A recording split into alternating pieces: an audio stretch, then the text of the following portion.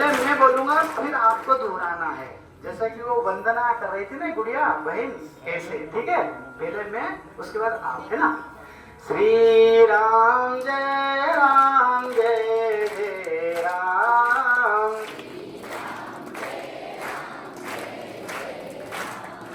श्री राम जय राम जय जय राम, श्री राम जय राम जय जय राम, श्री राम जय राम जय जय राम, श्री राम जय राम जय जय राम, श्री राम जय राम जय जय राम। बोल श्री रामचंद्र भगवान की जय।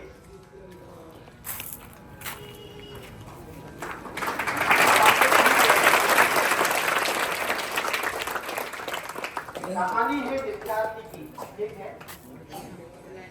एक समय की घटना थी, पिता और पुत्र दोनों से कारीगर थे, मूर्ति बनाने का काम करते थे। पुत्र की मूर्ति स्वतः 3 रुपए में जाती थी पिता की मूर्ति, और पुत्र की मूर्ति चवन्नी में जाती थी 25 पैसे में।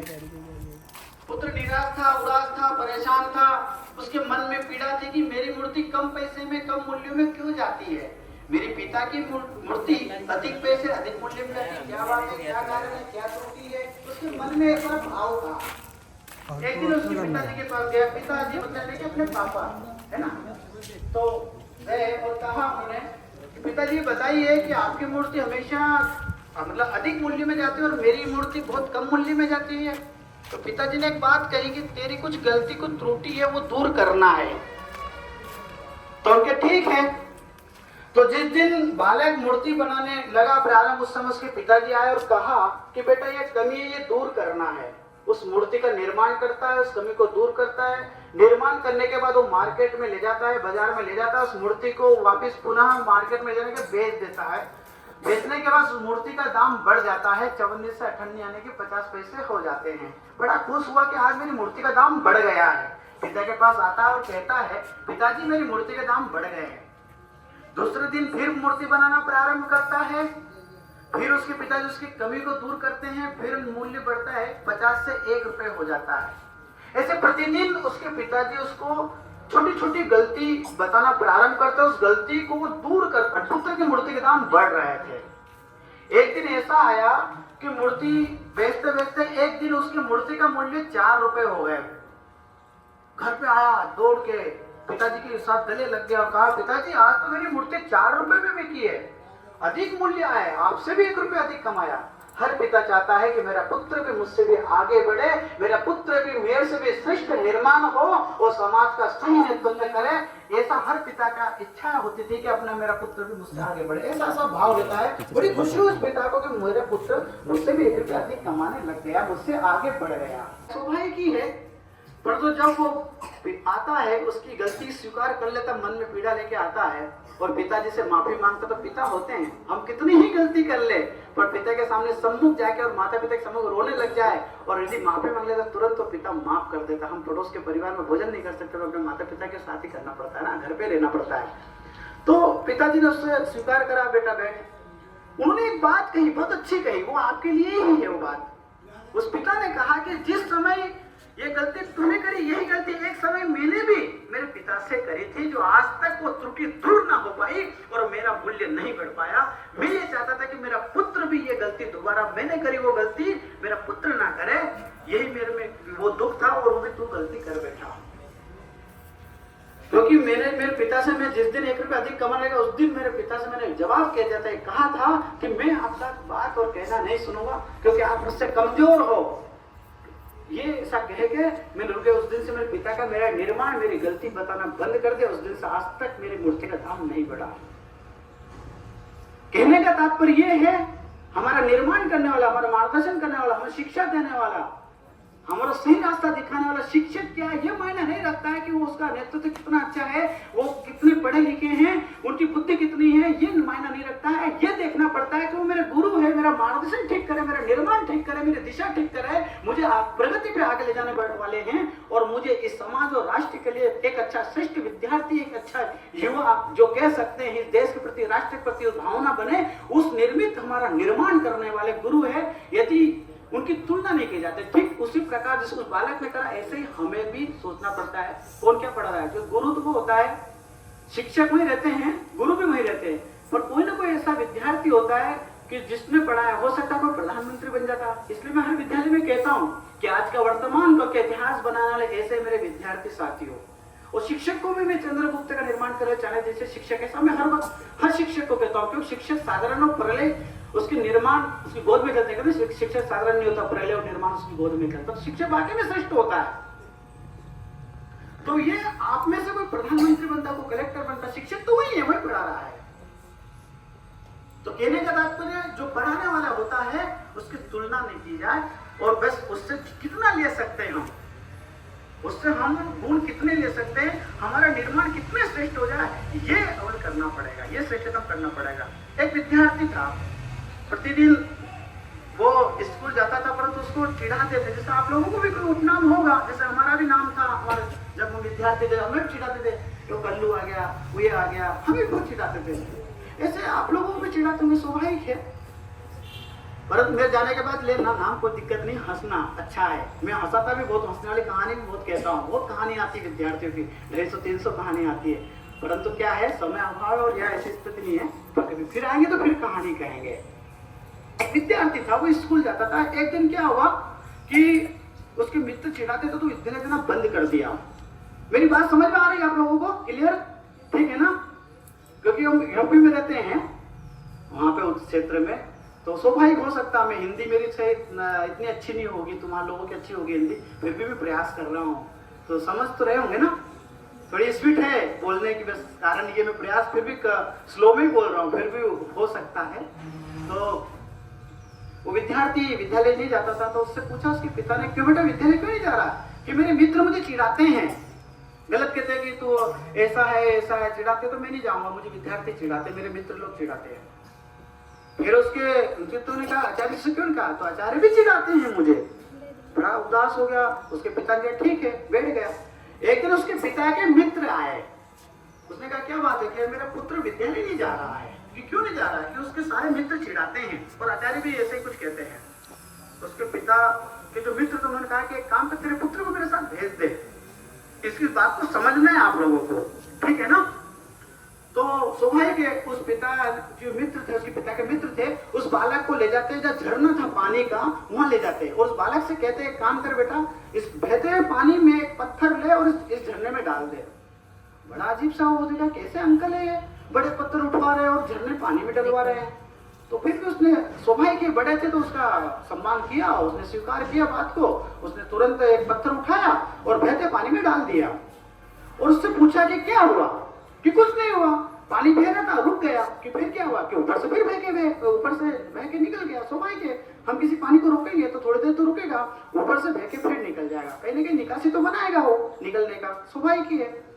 तो उनकी यही हुआ कि हाँ, ठीक उसी प्रकार विद्यार्थी जीवन होता है। कोई ऐसी रुकावटें आती है, कोई विपत्ति आती है, थोड़ी देर रुक तो जाता है, पर तो वही यदि उसको आगे बढ़ना होता है तो आप ऊपर से निकल के आगे चला जाता है, क्योंकि उसका लक्ष्य है। झरने से मुझे छोटी सी नदी में जाना, फिर बड़ी नदी में, फिर समुद्र में जाना, उसका लक्ष्य होता है जल का। यदि वही जल यदि ठहर जाए, रुक जाए, देखना नाली छोटा सी पानी गड्ढे में होता है, अधिक समय तक रहता है तो उसका रंग बदल जाता है, सड़ जाता है, उसमें कीड़े मकोड़े सब पड़ जाते हैं। तो पानी किसी काम का उपयोग का नहीं रहता है। पर जो पानी बहता है, नदी का पानी, बड़ा अच्छा लगता है, बड़ा सुंदर दिखता है, उसमें नहाने की इच्छा होती है ना, पीने की भी इच्छा होती है, पी भी लेते हैं, स्वाभाविक ही है, क्योंकि शुद्ध पानी है, बहता पानी है। तो बहता पानी अर्थात वो समुद्र तक जाता है, उसका लक्ष्य प्राप्त करके। उसी प्रकार विद्यार्थी जीवन में परेशानी आएगी, अटकलें आएगी, बहुत सारी विपत्ति आएगी, बहुत सारे, कभी पुस्तक नहीं मिलेगी, कभी पेन नहीं मिलेगी, कभी गणवेश नहीं मिलती है, कभी हमारी फीस हमारे पिताजी नहीं भर पाते हैं। ये इन सब बातों को हमको सहन करना पड़ेगा। क्यों? क्यों हमें यहाँ नहीं रुकना है। ये सब चीजें आएगी, जायज है, पर हमारा लक्ष्य है कि मुझे डॉक्टर बनना है, मुझे एसपी कलेक्टर बनना है, मुझे राष्ट्र का सर्वश्रेष्ठ अच्छा व्यक्ति बनना है। यदि वो लक्ष्य हमारे अंदर है तो ये चीजें हमारे लिए कोई मायना नहीं रखती है कि ये कमजोरी है। हमारे विद्यार्थी हमारे मित्र लोग चिढ़ाते हैं, सुनाएंगे चिढ़ाएंगे, हम भी चिढ़ाएंगे। बस ये ध्यान में रखना है कि मुझे मेरे लक्ष्य को प्राप्त कैसे किया जाए, कैसे करूं मैं उस लक्ष्य को। इस विद्यालय से पढ़ता हूं, जब पढ़ाई करता हूं तो मेरे गुरु से सारी शिक्षा कैसे ग्रहण करूं, ये आपके दिमाग में चलना चाहिए। कभी आपने देखा, होमवर्क किया होगा आप लोगों ने,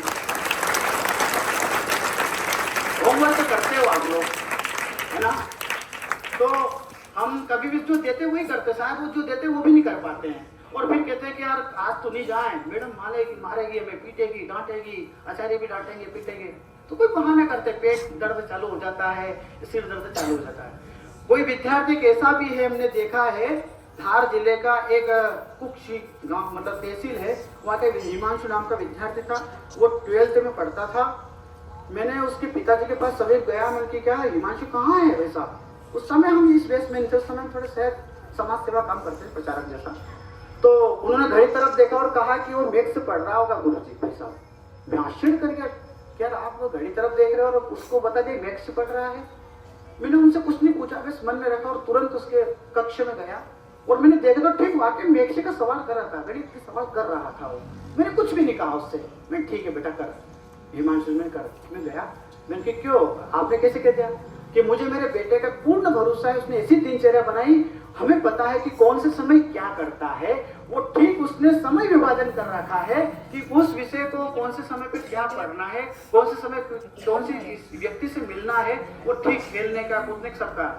उस बालक का 2014 में 98% बने थे उसके 12th में।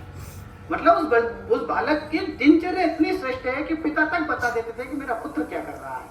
हमारे दिनचर्या श्रेष्ठ हो, समय विभाजन होगा, सौभाग्य बनाया होगा, ऐसी कोई बात नहीं है, फिर भी मैं ऐसा सहज बता रहा हूँ, तो ये करना है, ठीक है।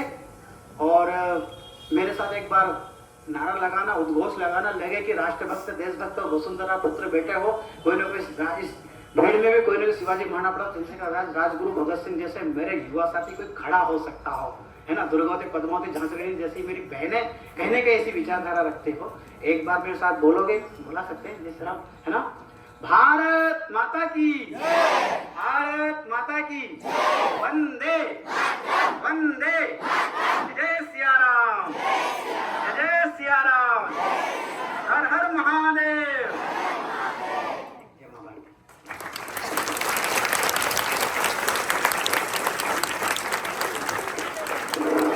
और काफी बहुत कीमती समय गुरुदेव ने दिया है और हम अभिनंदन करना चाहते हैं, पूजन करना चाहते हैं, अपनी आत्मीयता के भाव प्रकट करना चाहते हैं। हमारे डायरेक्टर महोदय आदरणीय इंद्र सिंह जी लवन से स्वागत करते हुए आत्मीयता के साथ आदित्य निवासी परम आदरणीय पूजनीय सदैव दास जी जोरदार तालियों से स्वागत करें। उन्होंने जो हमें आशीर्वचन दिए हैं उनको हम अपने दिल में उतारें।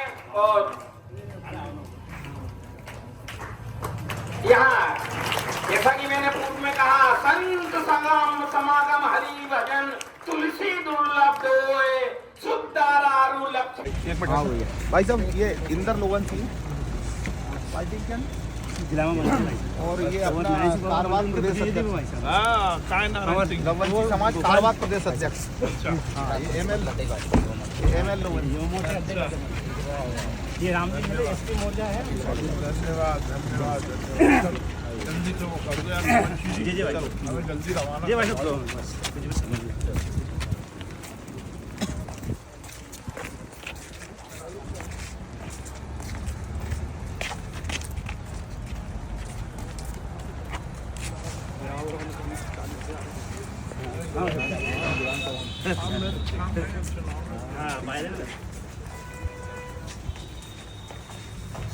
ये जल्दी करवा देना, हाँ जल्दी लगा।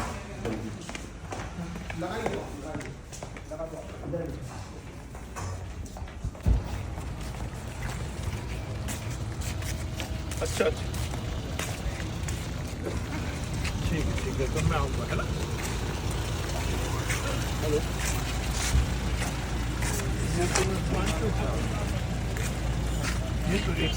ये तो मैंने जल्दी ठीक है चलिए।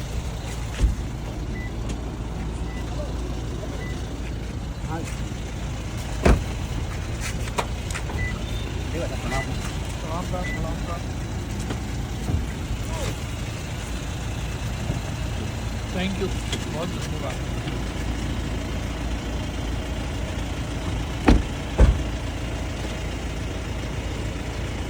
ठीक है भैया जी भैया।